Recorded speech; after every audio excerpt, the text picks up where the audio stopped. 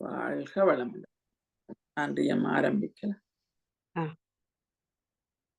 வாழ்க வையகம், வாழ்க வையகம், வாழ்க வளமுடன். குரு வாழ்க, குருவே துணை. இந்த அரும்பிறவியில் முன்வினை அறுத்து எல்லையில்லா மெய்ப்பொருளை அடைவதற்கு வந்த ஒரு உதவி குரு உயிரின் சேர்க்கை. வணங்கி குரு திருவடியை வாழ்த்தி வாழ்வோம். வாழ்க வளமுடன். உலக சமுதாய சேவா சங்கம் நார்வே டென்மார்க் அறக்கட்டளையின் இணைய வழி பொறுப்பாளர்கள் அனைவருக்கும் அன்பான காலை வணக்கங்கள், வாழ்த்துக்கள், நன்றிகள். மேலும் இணையத்தில் இணைந்துள்ள அனைத்து வேதாத்திரிய சகோதர சகோதரிகளுக்கும் என் அன்பை வாழ்க வளமுடன் என்ற வாழ்த்தாக தெரிவித்து மகிழ்கிறேன். ஆசான் அருள் தந்தை வேதாத்ரி மகரிஷி அவர்களின் பேரறிவோடு நம் சிற்றறிவை இணைத்து கொண்டு அவ்வறிவை நம்மை வழிநடத்த சங்கல்பம் மேற்கொள்வோம். வாழ்க வளமுடன்.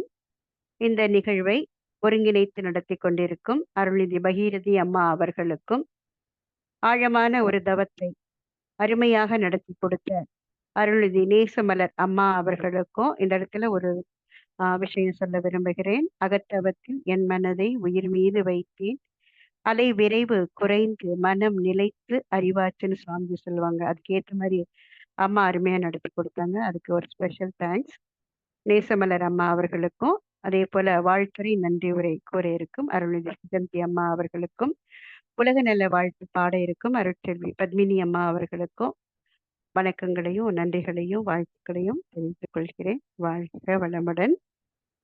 ஸோ வாழ்க்கைய எப்படி வாழ்றது, சந்தோஷமாக வாழணும்னா எதையெல்லாம் கத்துக்கணும், அதை கற்றுக் கொடுக்கறதுக்கு ஏதாவது ஒரு கல்லூரி கலாசாலை இருக்கா அப்படிங்கிறத பற்றி சிந்திக்க இருக்கிறோம். தலைப்பு சிறந்த கலாசாலை.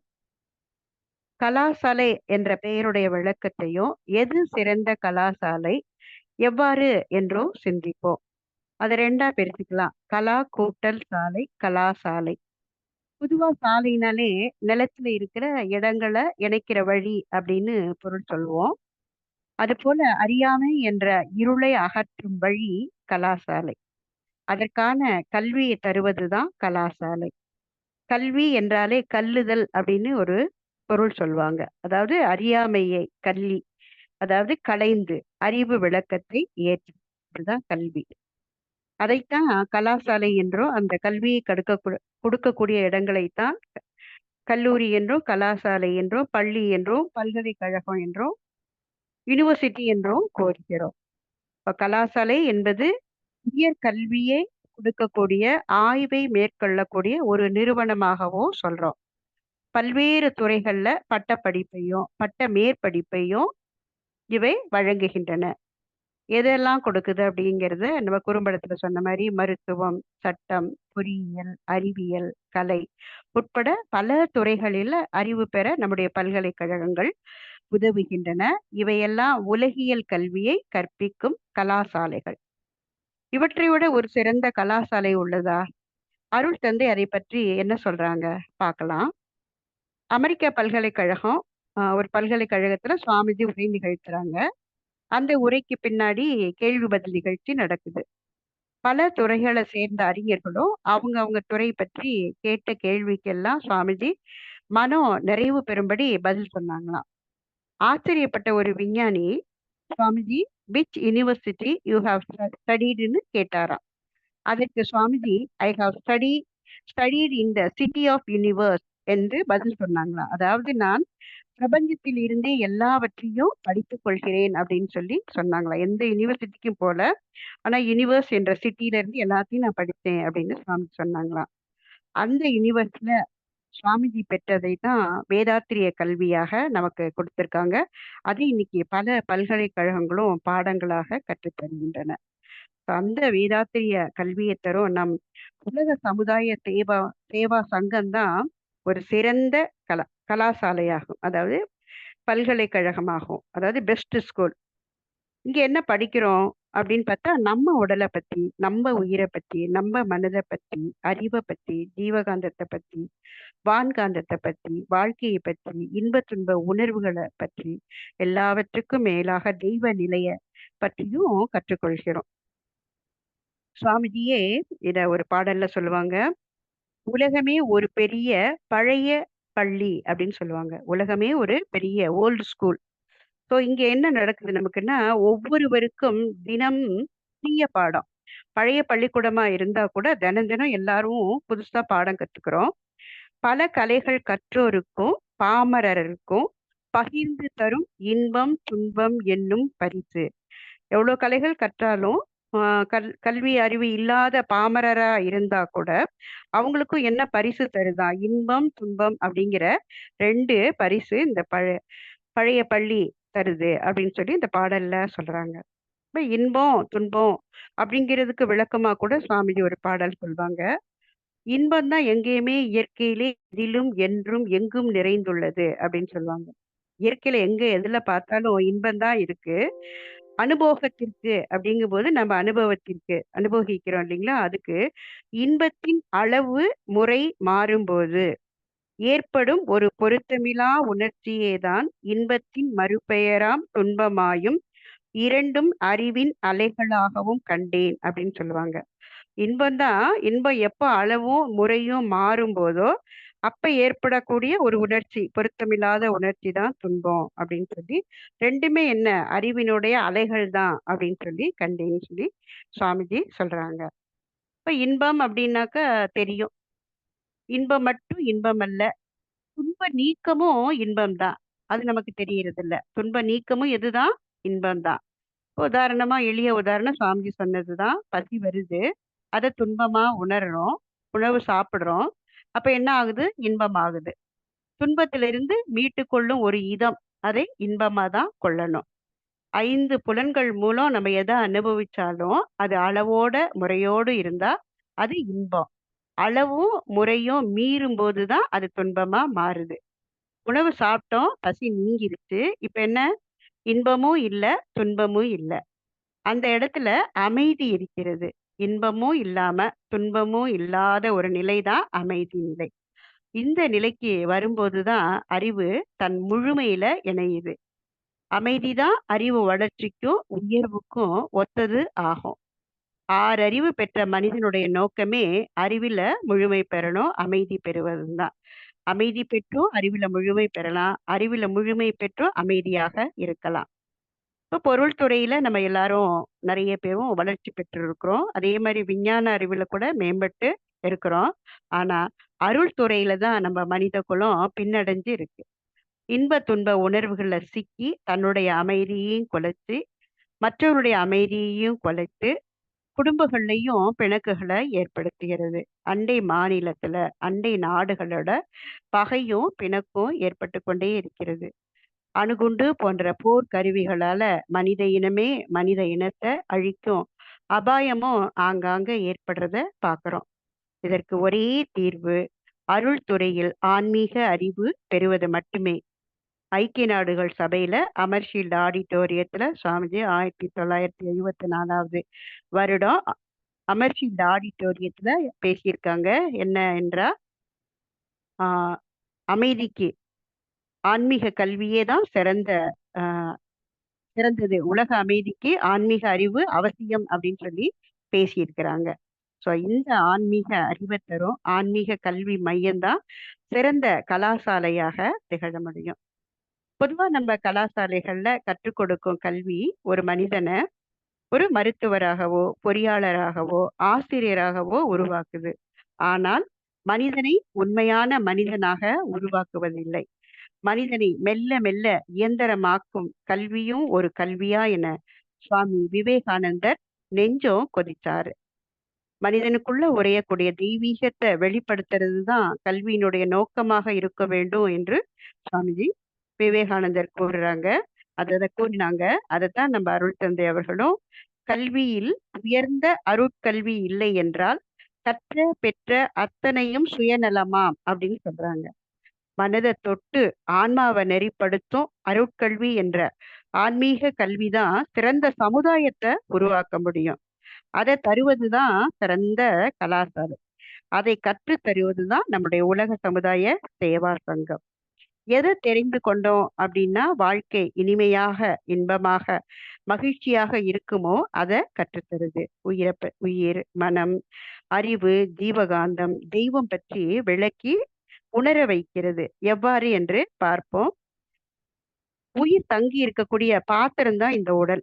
அதை பத்திரமா பார்த்து கொள்ள வேண்டும்.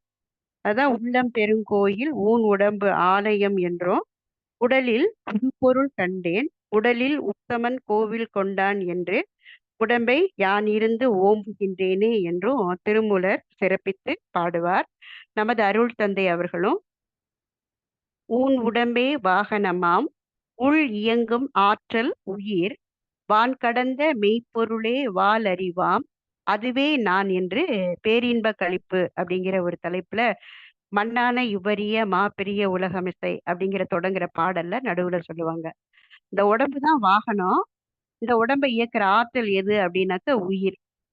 அதே மாதிரி வான் கடந்த மெய்ப்பொருள் அதுதான் வாலறிவு. வாலறிவுனா தூய் அறிவு, இறைநிலை. அதுதான் நான் அப்படின்னு சொல்லி சொல்றாங்க. ஸோ அது எப்படி என்பதை தான் நமக்கு பயிற்சியா கொடுத்துருக்குறாங்க. இந்த உடம்பு அப்படிங்கிற இந்த வீட்டுல 96 பேர் வாடகைக்கு இருக்கிறாங்களாம். சித்தர் இலக்கியத்துல சொல்லக்கூடியது, சித்தர்கள் சொல்லக்கூடியது. அதை 96 தத்துவங்கள் அப்படின்னு சொல்லி சொல்லுவாங்க. அடுக்குமாடி வீட்டுல இப்பெல்லாம் நம்ம அபார்ட்மெண்ட்ல குடியிருக்கிறது போல நம்ம வீட்லயும் 96 பேர் குடியிருக்கிறாங்களாம். ஸோ இந்த அடுக்குமாடி கட்டடத்துல குடியிருக்கிறவங்க வீட்டுல ஒரு ஓட்டையோ விரிசலோ பிளவோ பழுதோ இருந்தா குடியிருப்பவங்க காலி செஞ்சு போயிடுவாங்க. அது போல நம்ம உடம்புங்கிற இந்த வீட்டை சரியா பராமரிக்கல அப்படின்னா இந்த 96 பேரும் உடலை விட்டு வெளியேறி போயிடுவாங்க. 96 அப்படிங்கிறது தான் 96 தத்துவமா சித்தர்கள் கூறினாங்க. அது வேற ஒண்ணும் இல்லை, கெமிக்கல் ரியாக்ஷன்ஸ் என்று சொல்லப்படும் வேதியியல் வினைகள் தான். அதாவது உடம்புக்குள்ள நடக்கிற ரசாயன மாற்றங்கள் தான். ஸோ இதை நம்ம நல்ல முறையில பாதுகாக்கணும் அப்படிங்கிறதுக்காக தான் நமக்கு பாடங்கள்.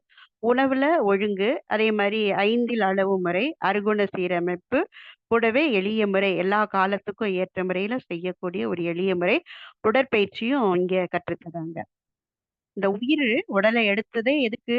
வினைப்பதிவை போக்கி அறிவுல முழுமை பெறதானே. அதான் சுவாமிஜி சொல்லுவாங்க, வினைப்பதிவாம் சுமையை விடுத்து தூய்மை பெறவே நினைவாக உடல் எடுத்தேன் அப்படின்னு சொல்லுவாங்க. அப்ப இந்த உடம்பை பேணுறது ரொம்ப ரொம்ப அவசியம். அது போல உயிர் உணர்வு பெறுவதும் அவசியம்.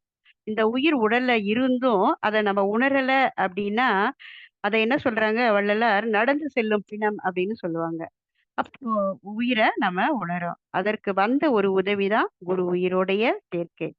குரு காட்டி கொடுக்கலன்னா, தொட்டு உணர்த்தலைன்னா நம்ம உயிரை உடல்ல இருந்தும் அதை உணர முடியாது. அப்போ அதுக்கு தீட்சை கொடுக்கறாங்க நமக்கு, உயர் ஞான தீட்சை. அந்த உயர் ஞான தீட்சையினாலதான் மெய்யுணர்வு அப்படிங்கிற பெரும் பதத்தை நம்மால அடைய முடியும். அப்பதான் நம்முடைய மனம் மேல் நிலையில நிற்கும். அப்படி நிற்க நிற்க 5 உணர்வும் ஒன்றாகி அறிவை அறிய முடியும். ஆசைங்கிற வேகமும் அப்பதான் ஆராய்ச்சி ஆகும். செய்தொழில்கள்லையும் கடமை உணர்வை நம்மால பெற முடியும். சிந்தனையில ஆழ்ந்து பெரிய பெரிய விளக்கத்தையும் நம்மால பெற முடியும்னு சுவாமிஜி சொல்லுவாங்க. இப்போ உடல்ல உயிர் இருந்தும் உயிரை ஏன் நம்மால உணர முடியல? ஏன்னா உயிர் விரைவான தற்சுழற்சி உடையது.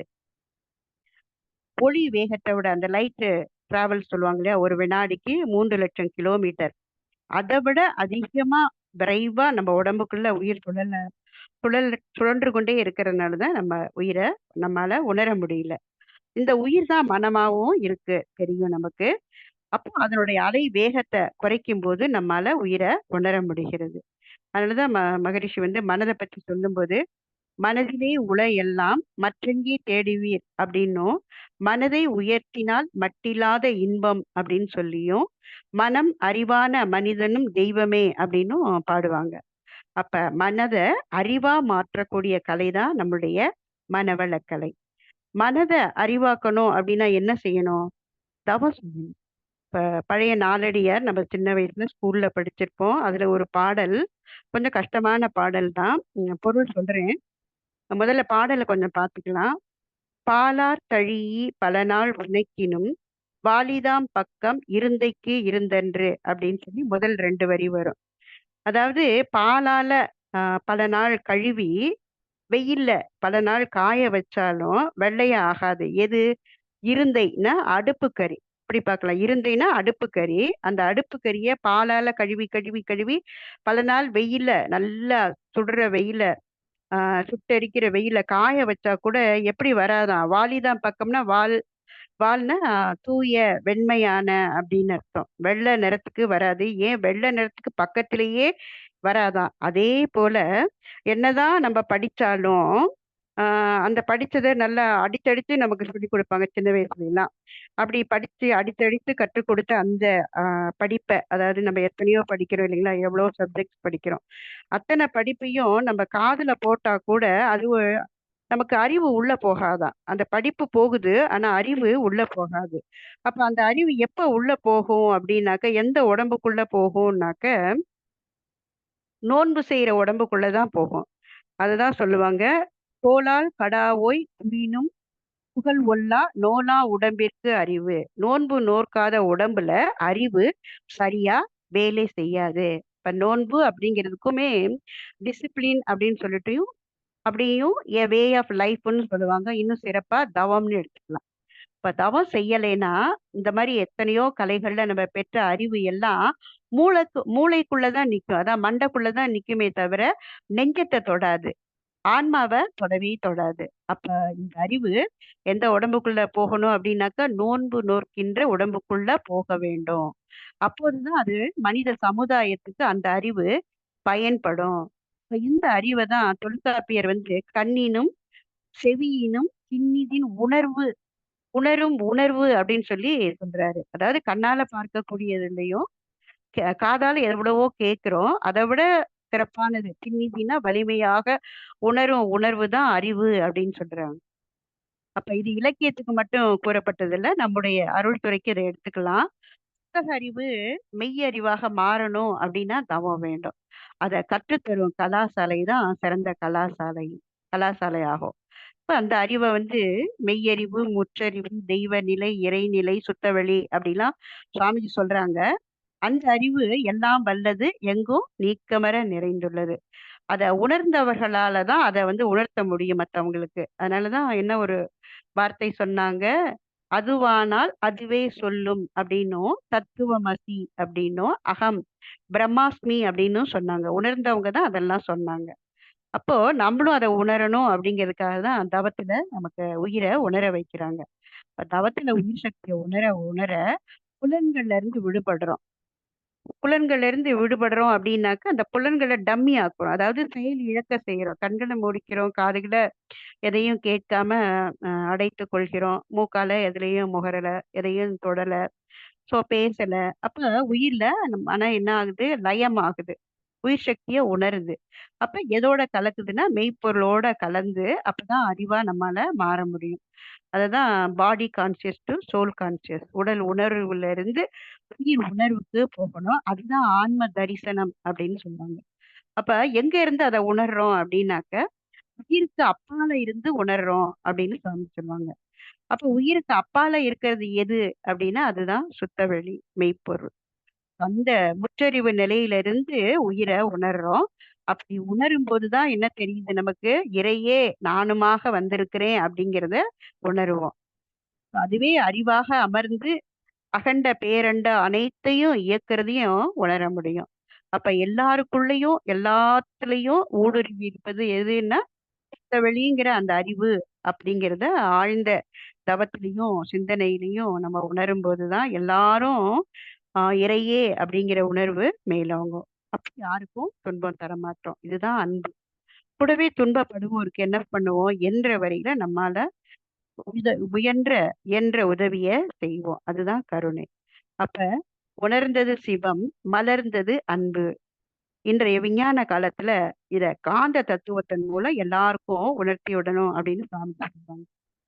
ஏன்னா எல்லா உருவங்களுக்கும் ஆதி காரணமான அரூபத்தை அந்த சுத்த வெளிய இந்த 5 புலன்களால பார்க்கவோ, கேட்கவோ, முகரவோ, சுவைக்கவோ, தொட்டு உணர முடியாது. அந்த 5 புலன்களுக்கு அப்பால செல்லணும். அதனால அறிவால தான் அறிவை அறிய முடியும். 6வது அறிவு யூக அறிவு எதுக்கு வந்தது? அதுக்கு தான் வந்தது. அந்த அறிவு உலக விவகாரங்கள்ல சிக்கொண்டிருந்துச்சுன்னா, இன்ப துன்பங்கள்ல இருந்ததுன்னா, இன்பத்தை துன்பமாகவும், துன்பத்தை இன்பமாகவும் நினைச்சு மாட்டிக்கிட்டே இருந்தா, அந்த மனநிலையிலே இருந்தா, இதுக்கு அப்பாலா உள்ளது எது அப்படிங்கிறத ஆராயணும். நாமா சிந்திச்சு சிந்தனையில உயரும் போதோ, இல்ல யாராவது காட்டிக் குடுத்து தெரிந்து கொள்ளும் போதோ, அறிவே இறை, இறையே நானுமாக இருக்கிறது அப்படிங்கிறத நம்ம உணர்வோம். அந்த இறை, அந்த அறிவு இன்பமயமானது. அந்த அறிவ துன்பத்தை மட்டும் உணர வைப்பது தவறு என்று உணரும் தத்துவ ஞானத்தை நம்ம போதிக்கணும், உணர வைக்க வேண்டும். செயலுக்கு விளைவாக வருவது இறை நீதி என்று உணர வைக்க வேண்டும். இயற்கையோடு இனிமை காத்தோம் என்றால் அதுதான் இன்பம். இயற்கை இனிமையை கெடுத்தால் அது துன்பம். துன்பம் அப்படிங்கிறது தண்டனை இல்ல. செய்வது தவறு என்று திருத்திக் கொள்ளும் எச்சரிக்கை வார்னிங் தான் அப்படின்னு சாமிஜி சொல்லுவாங்க. ஸோ இத புரிந்து கொள்ள வேண்டும்.